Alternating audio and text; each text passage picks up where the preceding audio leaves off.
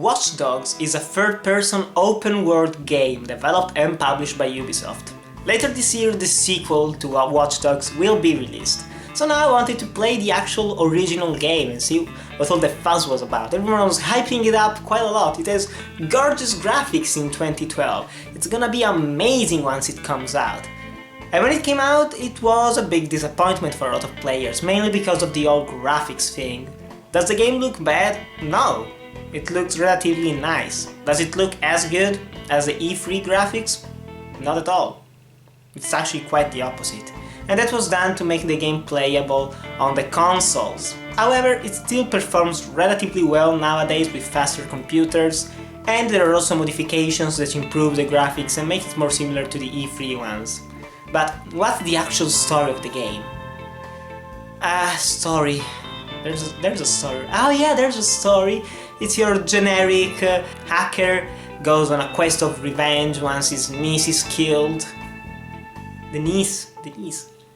At least it's kind of original on that point, because we've never had a game where the niece dies. Of all the people that could have died, it's not the sister, it's not the brother, it's not the mother, father, son, whatever. No, it's the niece. Okay, well, the niece dies and he goes on a quest to take revenge on those who killed her. You will find wacky Ubisoft characters on your way and a very, very boring story. It's very, very forgettable. Even though there are a couple of nice action set pieces and stealth parts, it's just a mess story. It's very, very forgettable, and the ending is it's kinda bad, very bad, with twists coming out of nowhere. You just don't care about anything that is happening, and the main character is very generic. He's wearing this baseball cap, he's running around shooting people, and that's it. Boring. But what's the actual gameplay? The part that I'm always for in a video game. What's the gameplay? Well, it's your Ubisoft open world game. However, it's slightly different because this game has hacking mechanics. This means that you can look from cameras, you can take controls of different objects, but it's very limited compared to the upcoming game. This one doesn't have as many options, but you still can scan every single NPC that you find in the world, and every one of them has a bank account that you can also steal money from. They have randomly generated hobbies, jobs. That's kind of fun, I'm not gonna lie, for the first 15 minutes, because after a while you just stop caring about what you're reading and some things don't make sense at all. They're funny, yeah, but kind of pointless and useless in the end. It's a very stupid gimmick that doesn't bring anything fresh to the game. The combat is your typical third-person shooter, there are a ton of weapons, and there is a very, very big problem with the game related to the money. Because you can do missions, side objectives, and many other activities to get money. And what can you do with the money? You can buy weapons and buy vehicles.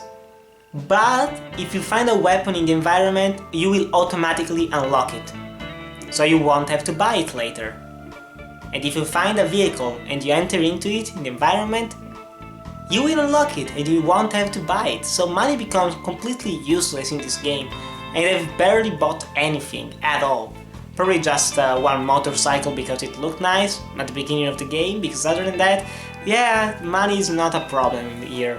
Then you also have races that you can do. There are AR missions that are basically virtual reality, where you can play as a giant robot spider, or where you drive a fast car to take down civilians, Carmageddon style. It's there are many things to do, but the game is very soulless. And honestly, I think that this is not necessarily the bad game that a lot of people are saying, but it's not even a great game. I think that if you like time wasters, if you like open world games, definitely buy Watch Dogs. But I think that I do highly recommend it on sale for 10 bucks or even less, if you can, because I don't know, it's just one of those games that while you're playing it, you start going, yeah, it's fine, I'm doing this, I'm doing that. Okay, I spent 2 hours playing it, yeah, that was fun, decent. But it's nothing mind-blowing, it's nothing exciting, except for just one type of missions that are the criminal convoys. Those are the only ones that I really did enjoy playing. because it's basically a mixture of car chases and strategy. There is a convoy full of criminals that usually goes to a certain part of town, and you can see where they're going, so you can stop there, make a barricade, start shooting grenades at them. That's fun, that was the best part of the game. And also escaping from the police is very fun in this game, especially once you get to the train station and you enter the subway, or you go up on the train and you start shooting at all the police that's following you. That's the most fun that I had in the entire game, because other than that, there are stealth mechanics, there is this crime detection thing that's very broken, because if you go to a certain location, it says crime detected, someone here is gonna do a crime. Okay, you pull off your phone and you start checking the environment and you see potential victim 20%, and you start waiting. Because there aren't like 3 or 4 potential victims, it's usually just one potential victim, which is stupid and predictable in the end.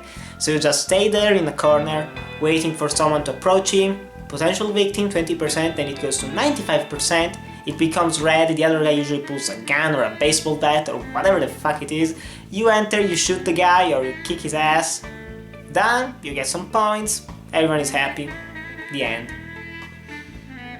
It becomes predictable, boring and repetitive, and while the game has a lot of replayability to it, definitely, it's just mediocre, very mediocre. But still, I do recommend you check out Watch Dogs if you can find it on sale. It's definitely not worth $30 or even $20. If you can buy it like I did for $7.50, I think I got my money's worth. It's fun, but not as fun as it could have been. But still, Watch Dogs 2 looks very better compared to this one.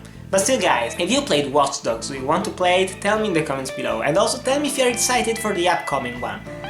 Well guys, thanks for watching, remember to like, comment, subscribe, and I'll see you in the next video.